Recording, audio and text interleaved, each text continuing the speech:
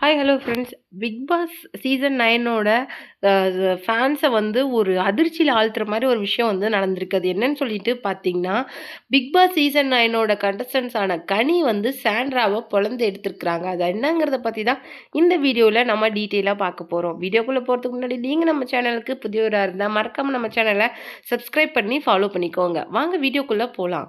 இந்த வீடியோவில் என்ன பார்க்க போகிறோம்னு சொல்லிட்டு பார்த்தீங்கன்னா, பிக் பாஸ் சீசன் 9 கண்டஸ்டான கனி வந்து இன்டர்வியூ வந்து இப்போ ரீசெண்டாக கொடுத்துருக்குறாங்க. ஏன்னா இப்போ தான் அந்த சீசன் 9 முடிஞ்ச அப்புறமேலு ஒவ்வொருத்தராக வந்து இன்டர்வியூ கொடுக்க ஆரம்பிச்சிருக்கிறாங்க. சபரி, திவ்யா கணேஷ், கானா வினோத் இவங்களுக்கு அப்புறமேலு கனி திரு கொடுத்த இன்டர்வியூவில் என்ன சொல்லியிருக்காங்க அப்படின்னு சொல்லி பார்த்தீங்கன்னா, விஜய் பார்வதியை அந்த கார்டாஸ் விஷயத்தில் சப்போர்ட் பண்ணி பேசியிருக்காங்க.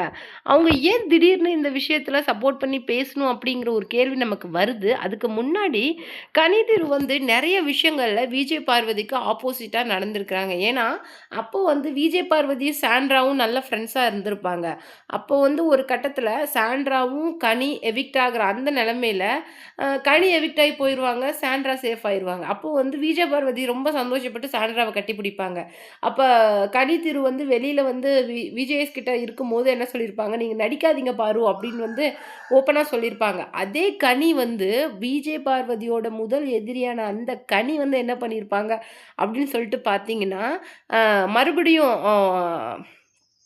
கெஸ்ட்டாக உள்ளே வரும்போது அவங்க என்ன சொல்லியிருப்பாங்கன்னா, சாண்ட்ரா வந்து அந்த விஷயத்தில் நடித்தாங்களோன்னு சொல்லிட்டு எனக்கு 100% தோணுது அப்படின்னு வந்து அரோரா கிட்ட சொல்லியிருப்பாங்க. அரோரா, சுபிக்ஷா எல்லாருமே இருப்பாங்க. அந்த விஷயத்தில் வந்து அரோரா கிட்ட சாண்ட்ரா வந்து கண்டிப்பாக நடிச்சிருப்பாங்க அப்படிங்கிற மாதிரி ஒன்று சொல்லியிருப்பாங்க. ஏன்னா சாண்ட்ராவுக்கும் கனிக்கும் அவ்வளோ ஆகாது.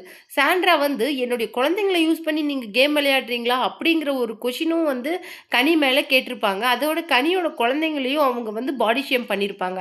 இந்த விஷயங்கள் எல்லாம் கனிக்கு வந்து வெளியில் போய் அந்த ஷோ பார்த்தப்பறம் தான் அவங்களுக்கு தெரிஞ்சிருக்கும். அதில் வந்து காண்டாயி அப்படியே விஜய் பார்வதி பக்கம் திரும்பிட்டாங்க. ஏன்னா விஜய் பார்வதிக்கும் கனிக்குமே செட் ஆகாது.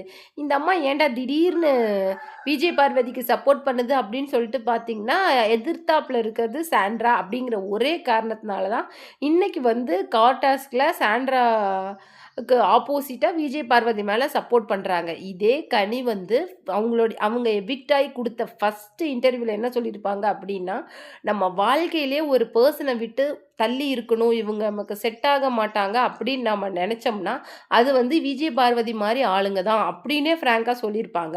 அது மட்டும் கிடையாது, பார்வதி வந்து குயில் கிடையாது. அவங்க காக்கா அப்படிங்கிறது எனக்கு போக போக தான் தெரிய ஆரம்பிச்சுச்சு அப்படின்னு சொல்லிட்டு, அது அவங்களோட ஸ்லாங்ல அது ஒரு மாரி சொல்லியிருப்பாங்க. அப்படி சொன்ன கனி திரு வந்து இன்னைக்கியோட இன்டர்வியூல வந்து அப்படியே விஜய் பார்வதிக்கு சப்போர்ட் பண்ணி பேசுறது வந்து, இன்னைக்கு அவங்களுக்கு ஒரு ஃபேன் பேஸ் இருக்கிறத பார்த்து கூட அவங்க வந்து மிரண்டு, சரி நமக்கு நெகட்டிவ் கமெண்ட்ஸ் வர ஆரம்பிச்சுரும், வேண்டாம் அப்படிங்கிற மாரி கூட சொல்லியிருக்கலாம். பட் என்னவா இருந்தாலும் கனியும் விஜய் பார்வதிக்கு ஒரு எதிரி தான் அப்படிங்கிறத நம்மளால மறக்க முடியாது. இத பத்தி நீங்க என்ன நினைக்கிறீங்க அப்படிங்கிற உங்களோட கமெண்ட்ட மறக்காம நம்ம கமெண்ட் பாக்ஸ்ல குடுத்துருங்க.